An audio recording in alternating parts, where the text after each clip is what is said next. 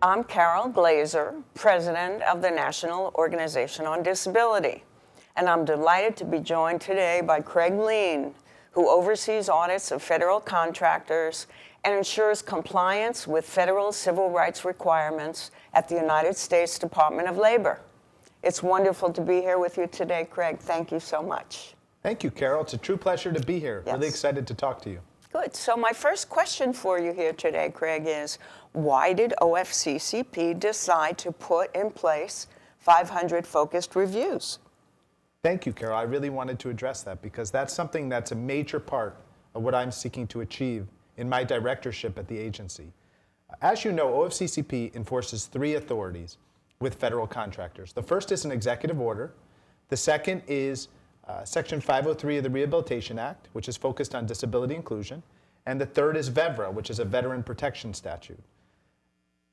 I wanted us to focus on disability inclusion because I felt that for many years, even though the agency had enforced Section 503, that it had sometimes not been the primary focus of the agency. Much of what we do under the executive order focuses on combating discrimination based on race and gender. That's extremely important, and that's something that we're continuing. And in fact, we had a record year last year in terms of recoveries based on race and gender discrimination. Nevertheless, I felt that sometimes disability discrimination was not the primary focus of the agency, and I wanted to make it a primary focus to the same extent as race and gender discrimination, as well as other forms of discrimination that we enforce. Let me give you a few reasons why. When you talk about disability discrimination, it's an area where there's an extensive amount of discrimination that exists in this country, and sometimes it's even overt. The numbers are glaring. For example, the labor force participation rate for people with disabilities is 20% compared to around 65% for the population in general. Mm-hmm. The unemployment rate is typically double the general unemployment rate. The wage gap is over 30 cents on the dollar, the largest wage gap that we work with at OFCCP. These numbers need to be addressed. And I felt that we needed to be looking at discrimination based on disability the same way we look at discrimination based on race or gender. We needed to look at discrimination based on disability the same way we look at racism and sexism. It's something that needs to be abolished from society. And I felt that OFCCP was best situated of all federal agencies to bring attention to that very issue because of Section 503. Mm-hmm. Section 503 includes both an affirmative action component and an outreach component trying to increase employment of individuals with disabilities. That helps address the labor force participation and unemployment rates. And also, it prohibits discrimination based on disability. That allows us to look at compensation discrimination, promotion discrimination, and hiring discrimination related to individuals with disabilities. Plus, it gave us the ability to list a number of best practices in terms of how to include people with disabilities in all aspects of employment. This is something that is very important to me. It's something I've worked on for years. It's probably the main reason I came to DC was to focus on disability inclusion and to fight disability discrimination. So I'm really pleased that the agency has been so supportive and the Department of Labor and this administration has been so supportive of focusing on disability discrimination and seeking to eliminate it. And supportive of your leadership as well. Craig, why do you think that in this year, on the 30th anniversary of the ADA, why are the numbers still as bad as they are on labor force participation? Well, you know, it's a hard question. The ADA was obviously a major civil rights, piece of civil rights legislation, and it's made a big impact for people with disabilities. I see it every day in the federal workforce, and I see it in my interactions with federal contractors. If you have a disability and you need an accommodation, you're entitled to it as long as it's reasonable. And that's something that's very important. And also the privacy protections related to the ADA are very important because there are medical components to disability sometimes, and you have a right to protect that and have that confidential. That also poses a challenge, though. And it's something that Section 503 addresses that's different than the ADA, because since there's this idea of confidentiality and privacy surrounding disability based on the ADA, this idea of disability inclusion and bringing your whole self to work and identifying yourself as having a disability is something that is a little different, and it's something that people aren't used to.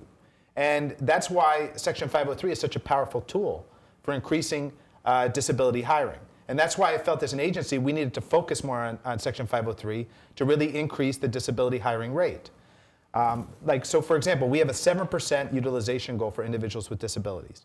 And that requires companies that are federal contractors to basically take a census of their workers, both when they're hired and also periodically, to determine the percentage utilization of people with disabilities in their workforce. And the goal is 7%, and they have a duty as a federal contractor to make good faith efforts to achieve this.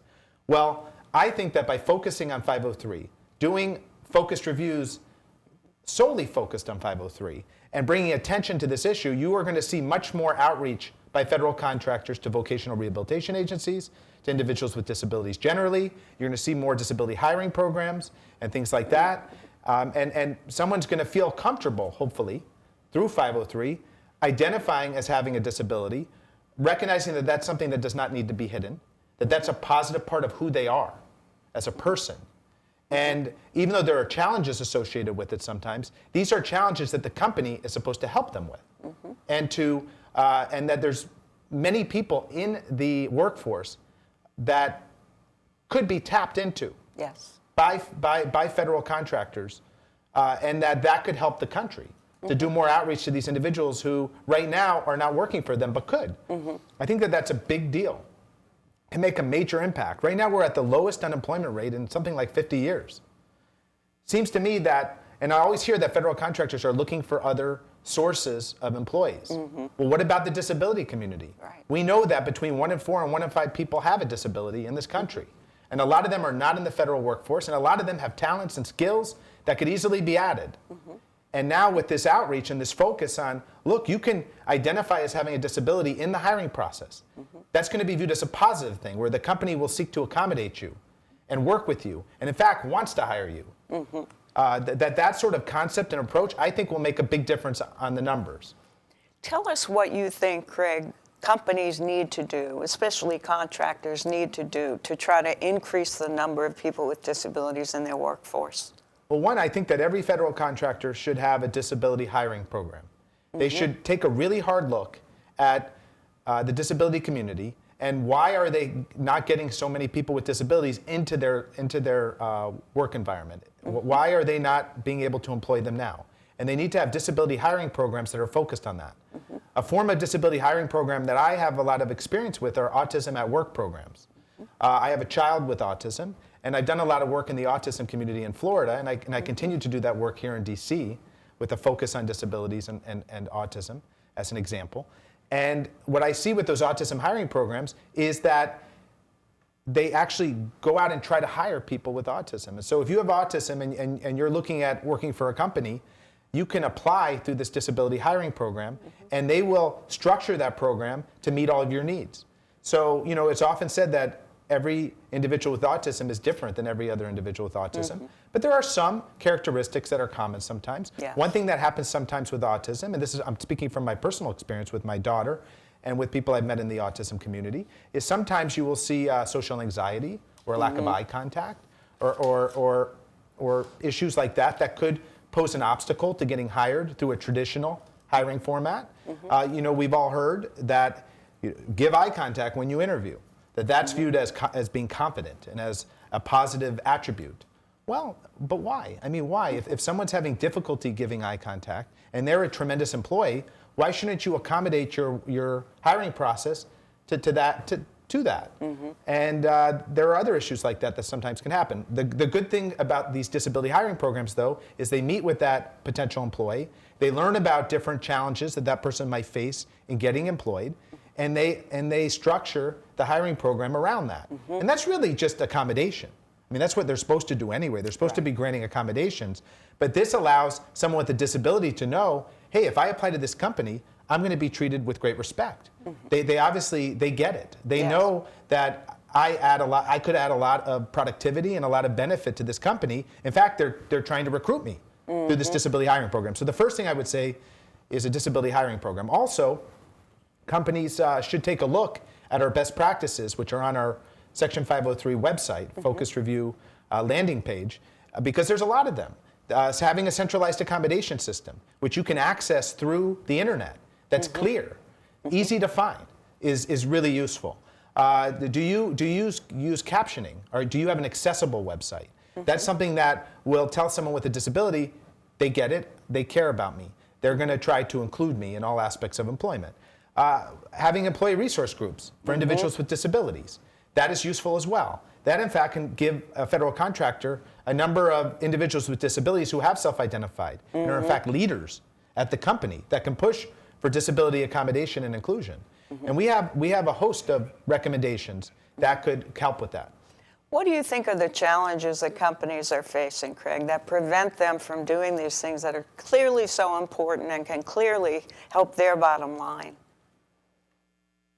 That's a hard question, because it seems to me that a lot of these things are quite easy. So, and in fact, not only are they encouraged to do it, they really should be doing it as a matter of affirmative action under Section 503. Right. So I think it's just a question of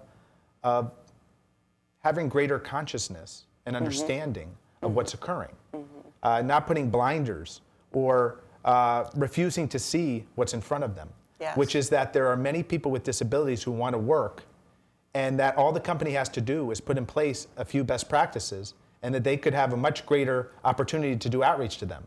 I will tell you, I won't name specific companies, but there are some companies that clearly are at the forefront of this in this area, and they have disability utilization rates of somewhere around 14-15%. Yes. So yes, you hear many companies saying, well, we only have 2 or 3%.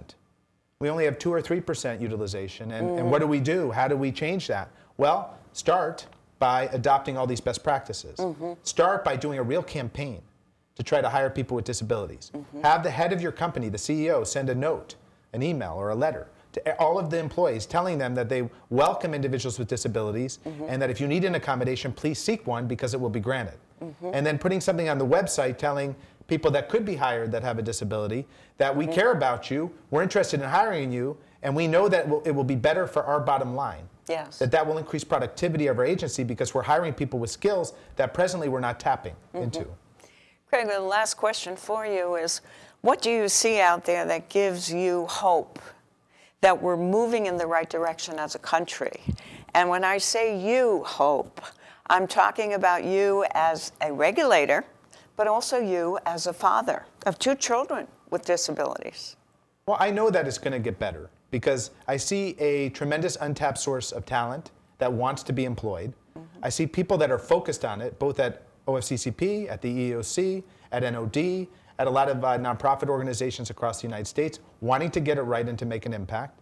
And I've experienced it myself with my daughter in my own life.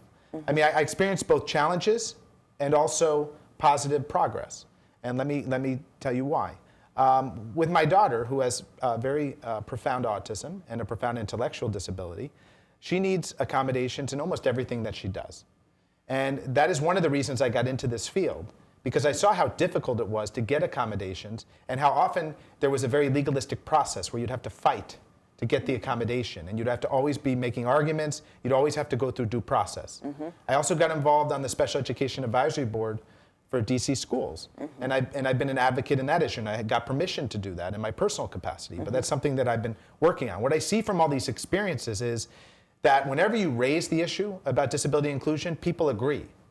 The main point is getting them to act on it, and to getting them to realize that putting in place a legal process or a formal process is not enough.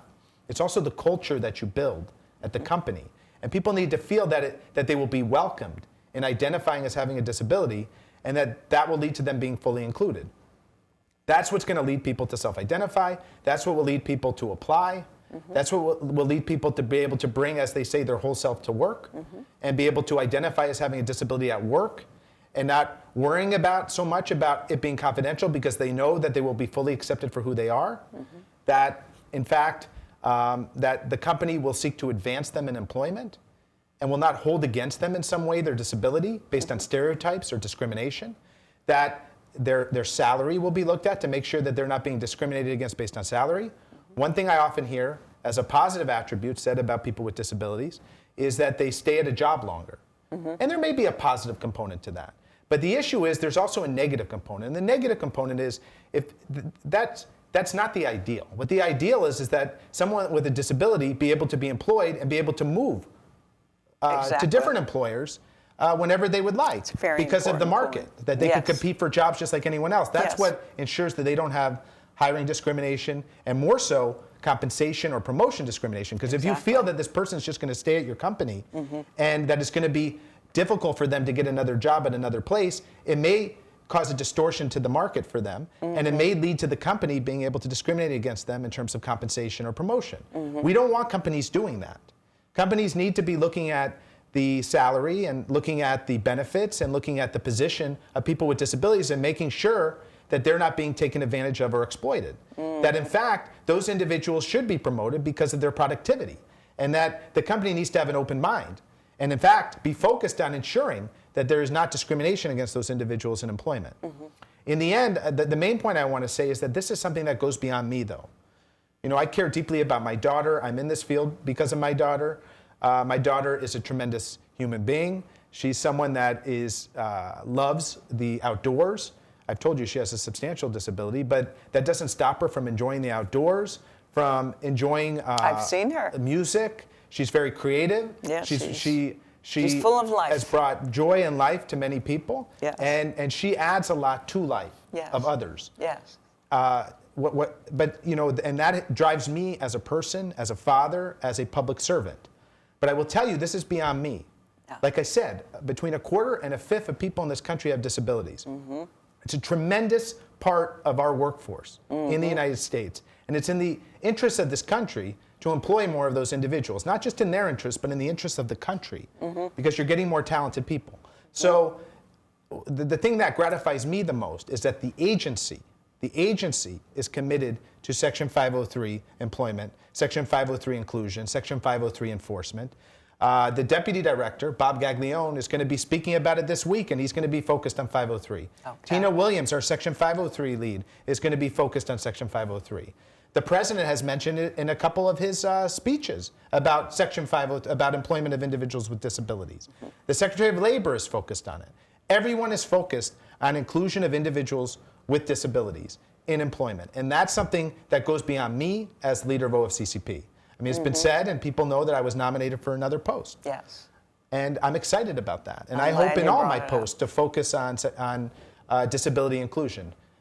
And you know what? That depends on whether I'm confirmed or not. Yes. And that's something that I'm excited about and honored. But right now, I'm still focused on being OFCCP director. But my hope and my goal and my expectation is that this focus on disability inclusion will continue through this administration, in future administrations, and forever for OFCCP, because this is an area where we need to be, and we can add a lot of value. We can add a lot of value in terms of ensuring disability inclusion in the United States. And if we can do that, we will greatly benefit this country, as I mentioned. Well, there's a reason you've been tapped. You are a clear leader. You're working to change this country and change the odds for everybody. And we so much appreciate Thank you so much. all that you do, Craig. Such a Thank you. pleasure. Thanks for talking today.